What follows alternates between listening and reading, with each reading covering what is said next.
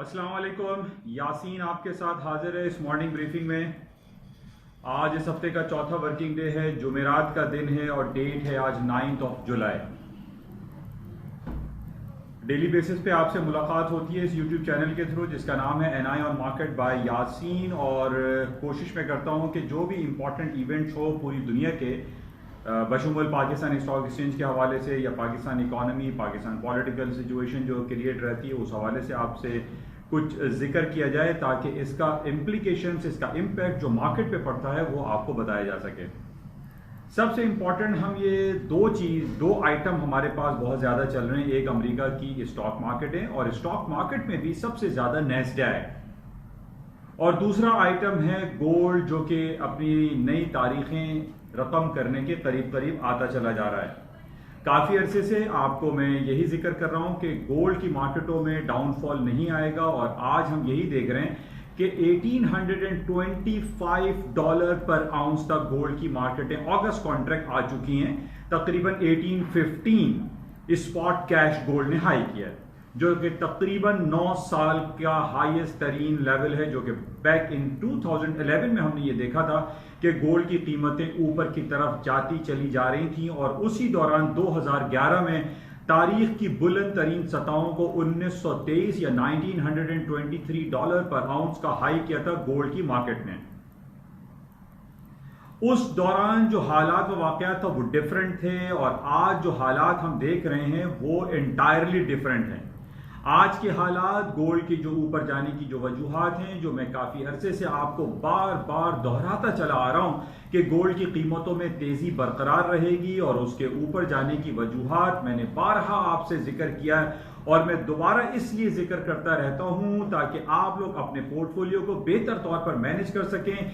इस पॉइंट पे गोल्ड को सेल ना करें कि ये कहें कि जनाब 8 साल, 9 साल, 10 साल, 15 साल के हाईएस्ट लेवल पर अगर कोई आइटम आ गया है तो उसमें सेलिंग चांस लिया जाए। नो, गोल्ड के बढ़ने की वजूहात जो कि आप काफी दिनों से देख रहे हैं कि जो stimulus packages billions and trillions of dollar के दिए जा रहे हैं, जो कि पिछले 3-4 महीने पहले अमेरिका ने 3.5 ट्रिलियंस ऑफ डॉलर के इकोनॉमिक स्टिमुलस पैकेज अपनी आवाम को दिए। उन लोगों को 2000, 1500, $500 उनके अकाउंट में क्रेडिट किया गया क्योंकि पूरी दुनिया लॉकडाउन, शटडाउन और कर्फ्यू के अताब से गुजर रही थी और लोगों की मुआशी हालात अबतर होती चली जा रही थी। लेकिन अमेरिकी कांग्रेस, अमेरिका के रिपब्लिकन, अमेरिका की जो डेमोक्रेट पार्टीज हैं उन्होंने स्टिमुलस पैकेजेस दिए और डीबेसमेंट करेंसीज की वजह से डॉलर और दुनिया की करेंसीज डेप्रिशिएट होती चली गई, अपनी कदर मंजिलत, कदर कीमत को खोती चली गई। और अगर कोई आइटम बहुत ज्यादा ऊपर की तरफ आया और जिसकी साल हर साल सदियों से अहमियत चली आ रही है और वो है गोल्ड यानी सोना। और आज हम यही देख रहे हैं कि अमेरिका के ट्रिलियंस ऑफ डॉलर, बर्तानिया, यूरोपियन यूनियन के ट्रिलियंस ऑफ डॉलर के इकोनॉमिक स्टिमुलस पैकेजेस देना, इंटरेस्ट रेट को डिक्लाइन करते रहना, इन बेसिस पे हम ये देख रहे हैं कि सोने की कदर कीमत में रोज बरोज इजाफा होता चला जा रहा है। जैसे कि मैंने आपसे कहा कि सोना एक ऐसा टेंजेबल आइटम है जो कि 1000 साल के बाद भी आप उसको देखेंगे तो वो सोना ही होगा, वो कोई दूसरे फॉर्म में तब्दील नहीं होता।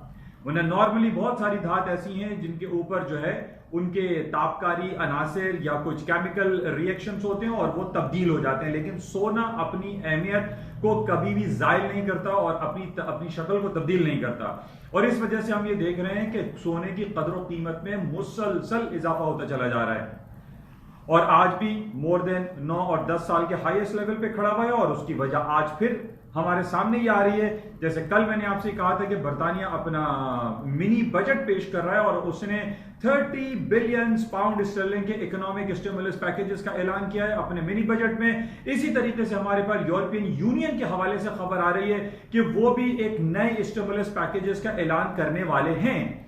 और पिछले दिनों हमारे पास दोबारा ये बात आई थी कि अमेरिका भी नए स्टिमुलस पैकेजेस की बात कर रहा है। ये बड़े गौर करने वाली बातें हैं जो कि मैं बहुत अरसे से आपसे बयान कर रहा हूं कि करेंसी अपनी डीबेसमेंट खोती चली जा रही है और गोल्ड बढ़ता चला जा रहा है। और सिर्फ इसकी वाहिद वजह आप कह लीजिए कि जिस तरीके से पूरी दुनिया में जो स्टिमुलस पैकेजेस और चीप मनी प्रिंट की जा रही है, इन बेसिस पे गोल्ड की कदर कीमत में मजीद इजाफा होगा। यानी यूरोपियन यूनियन को लीजिए, करेंसी छाप रही है, बर्तानिया को ले लीजिए, अमेरिका को ले लीजिए, और इसके अलावा रेस्ट ऑफ द वर्ल्ड यही काम कर रहे हैं, और जिसकी वजह से गोल्ड की कीमतों में इजाफा होता चला जा रहा है।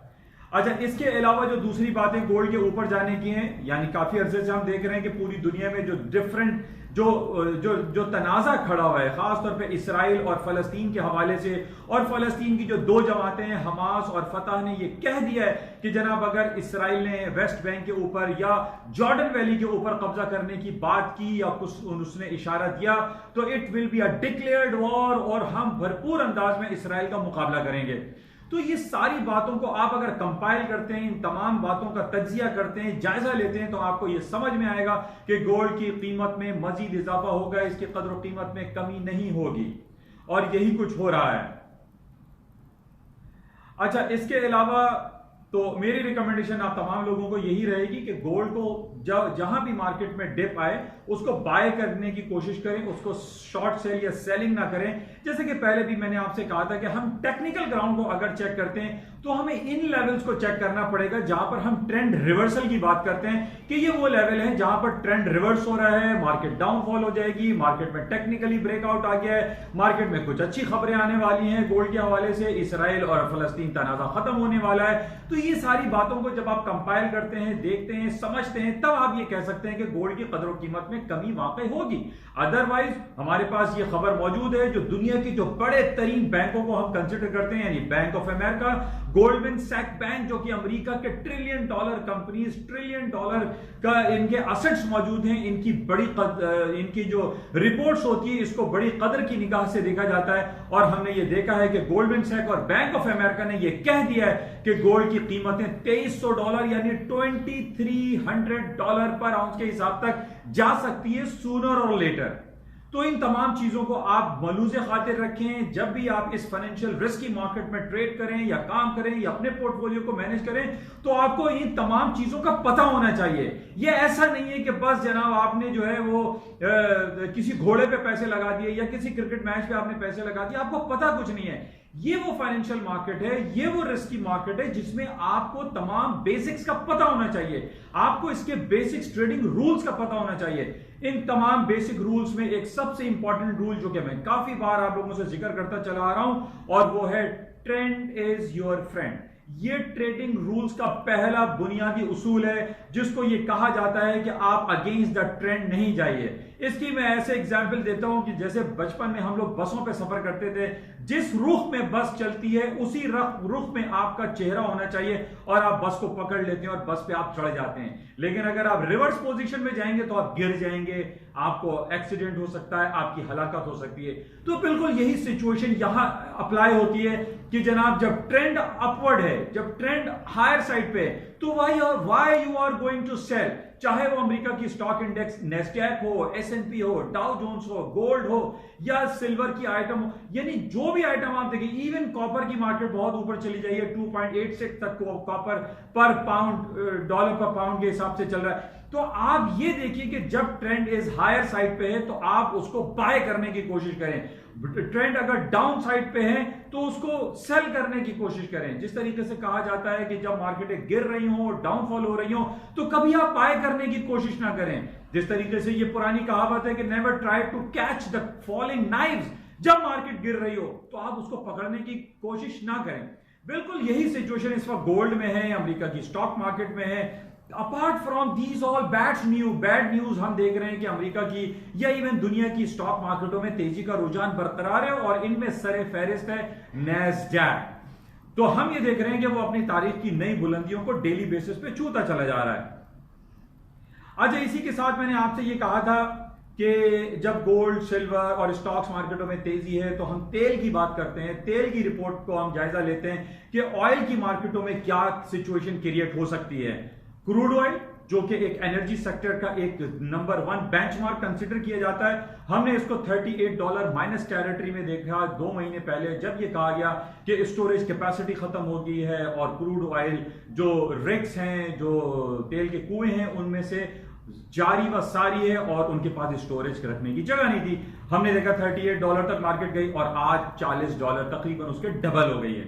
तो इसके डबल होने की वजह हमारे सामने है कि रीओपनिंग की बात हो रही है, कोरोना वायरस के पैंडेमिक के केसेस कम हो रहे हैं। अपार्ट फ्रॉम दिस के वर्ल्ड हेल्थ ऑर्गेनाइजेशन ये बहुत बातें कर रही है कि थर्ड वेव जो कोरोना वायरस का है वो आने वाला है, लेकिन कोई इसका इंपैक्ट मार्केट पे नहीं पड़ रहा है। हम ये देख रहे हैं कि जितनी भी बातें नेगेटिव खबरें, जो नेगेटिव बातें वर्ल्ड हेल्थ ऑर्गेनाइजेशन की तरफ से आती हैं, उसका नेगेटिव इंपैक्ट मार्केट पर नहीं पड़ रहा है। उसकी वजह हम ये कह सकते हैं कि जिस तरीके से मैं करेंसी की डीबेसमेंट की बात करता हूं, इसी तरीके से वर्ल्ड हेल्थ ऑर्गेनाइजेशन जो कि यूनाइटेड नेशन का one of the best part है, जो कि पूरी दुनिया की हेल्थ सेक्टर को देखता है, ये अपनी कदरों मंजिलत, कदरों कीमत को खो चुका है। वर्ल्ड हेल्थ ऑर्गेनाइजेशन अपनी तमाम अहमियत को जायल कर चुका है। इसकी जितनी बातें भी आती हैं, लोग बहुत ज्यादा इसको नेगेटिव लेते हैं, कॉन्स्पिरेसी थ्योरी उसके ऊपर लाए कर रही है, और ये कहते हैं कि जितनी भी बातें हो रही हैं, वर्ल्ड हेल्थ ऑर्गेनाइजेशन जो बात करता है उसकी ऑथेंटिक वैल्यू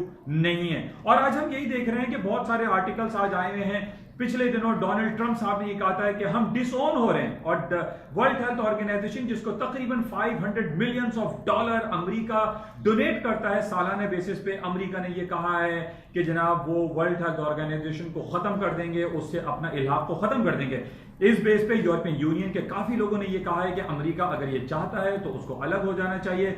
और हम ये देख रहे हैं कि अमेरिका इस बारे में वर्ल्ड हेल्थ ऑर्गेनाइजेशन WHO के हवाले से दुनिया में आइसोलेशन की तरफ जा सकता है, क्योंकि जिस तरीके से हमने पिछले दिनों को देखा था कि वर्ल्ड ट्रेड ऑर्गेनाइजेशन WTO के हवाले से अमेरिका ने अपने आप को आइसोलेशन कर लिया, आज वो ये कह रहे हैं कि वर्ल्ड हेल्थ ऑर्गेनाइजेशन से भी वो अलहदा हो जाएगा।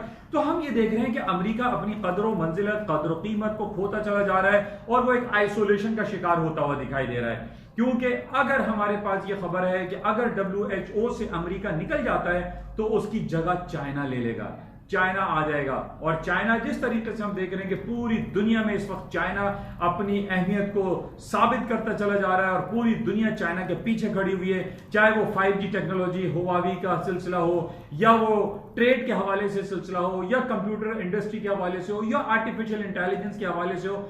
चाइना ने अपना धाक पूरी दुनिया में बैठा दिया है। और आज हम ये देख रहे हैं कि अनडिक्लेयर्ड पावर जरूर है, लेकिन it is considered to be declared economic power in the world. और आज हम देख रहे हैं कि चाइना बहुत ज्यादा आगे की तरफ बढ़ चुका है, और उसकी जिंदा मिसाल हमारे सामने है कि उसने इंडिया को भी मार दिया। लद्दाख जो कश्मीर के मुकाम पर है, लद्दाख में आज हम ये देख रहे हैं कि चाइना की हुक्मरानी है, चाइना के फौजी अड्डे वहां बन चुके हैं, और चाइना वहां पर भरपूर अंदाज में बैठ चुका है। तो चाइना अपनी अहमियत, चाहे वो फौजी ऑपरेशन हो, चाहे वो ट्रेड वॉर के हवाले से हो, चाइना हर तरफ हमें नजर आता है।